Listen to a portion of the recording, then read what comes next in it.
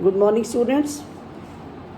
We have been doing chapter 4 of Vistas and Me. As I have told you, it comprises of 27 to 28 pages, and every day 5 to 7 pages I am explaining to you. And students, pay attention. I don't feel that we will find that much time to do the chapter again. That's why I have started to dictate the to explain the chapter word by word. Now, yesterday we left the story when Yumi left Hana along with the American, and she refused to clean him. Hana was full of anger at the refusal of the maid Yumi, that without thinking she opened the blanket in which the man was injured and his chest was bare. And Hana took a small clean towel, dipped into the hot water and washed his face. The man's skin was rough due to being exposed to the sun, but it had a good texture and he must have been very fair as a child. Hana kept on cleaning the man's upper body as she had these thoughts. She did not like the man as he was not a child anymore. She did not have the courage to turn him over and thought of Sadao. Her anger was increasing and she started becoming restless. She stood up from her place, wiped her hands with the wrong towel. As she did not want the man to freeze due to the cold weather, she put the quilt on him. Hana called out to Sadao softly. He had been on the door when she called him. He opened the door. Hana saw that Sadao was carrying his surgeon's emergency bag and was wearing his surgeon coat also. He was prepared to operate upon the injured man. Hana asked Sadao that whether he had decided to operate the man. Sadao replied that he had decided to operate him. He turned his back to Hana as he did not want her to object to his decision. Sadao started his work. He opened a sterilized towel on the floor of Tokonoma alcove, a type of tray, and placed his surgical instruments on it. Sadao asked Hana to get some towels.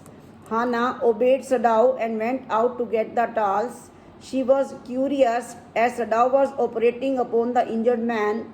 She thought that the blood from his wound could stain the fine mats, the carpet which covered the floor of the room. So she got some rough mats from the backyard which were used by the gardener to cover the plants from the cold weather. By the time Hana reached the room, she saw that blood had flowed through the bandage on the man's wound and had stained the mat beneath him. Her effort was futile, useless. On seeing the stained mat, Hana cried that the mat had been spoilt. Sadao agreed that the mat had been ruined in such a manner which indicated that he was not bothered by it. Sadao ordered Hana to help him turn the man over. She obeyed him and then Sadao started washing his back. Hana told Sadao that Yumi had refused to wash the injured man. Sadao asked her that she did wash him. He did not stop cleaning him. He made fast, small movements of his hands as he cleaned him very carefully, and Sadao was busy in his work and did not seem to hear anything from Hana. And Hana wondered that Sadao was not bothered who the injured man was. He was only concerned in performing his work well. Sadao told Hana that she would have to inject the injured man with a substance that induces insensitivity with anesthesia. Hana replied that she had never done that earlier. Sadao said in a haste that it was very easy. Sadao was removing the packing and now the blood started flowing faster from the injury. He looked at the wound with the help of the bright surgeon's light fastened on his forehead, fixed on his forehead. He announced that The bullet was inside the man's body. He wondered that how deep the wound made by the rope was. He said that if the wound was not very deep, then he could get the bullet out. He added that the bleeding was not from the surface of the skin, which meant that the wound was deep and the man had already lost a lot of blood. When Hannah saw Sadao inspecting the wound, she could not see the sight and so she coughed. Sadao looked at her and saw that her face was yellowish in color, like color of sulfur. Sadao reacted and ordered Hannah not to faint, not to be unconscious. He did not stop his work and continued inspecting the wound. Sadao said that if he stopped, the injured man would certainly die.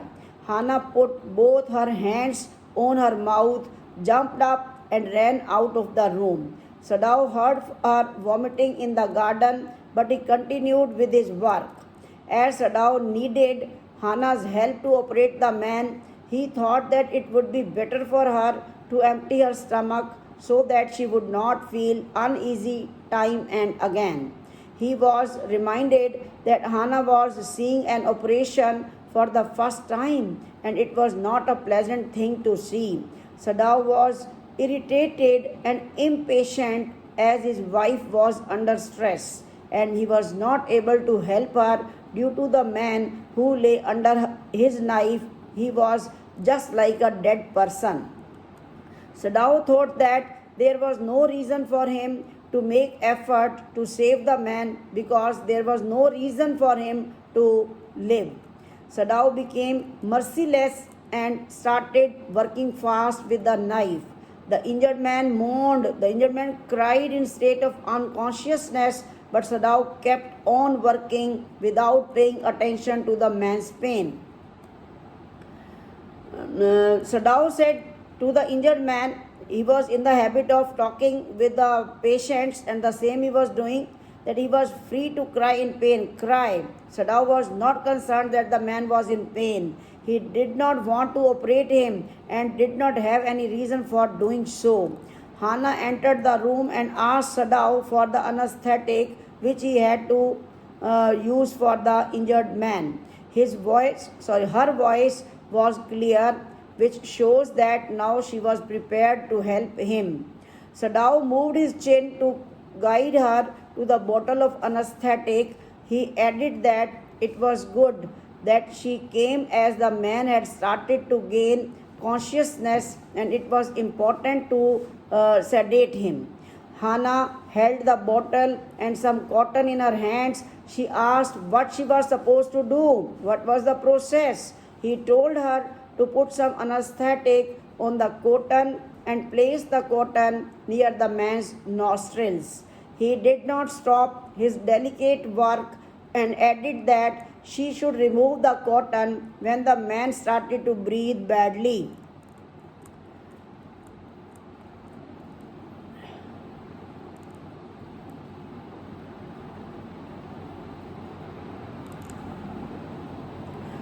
Okay, students, that much you do, and next part I will send in the next video. Thank you.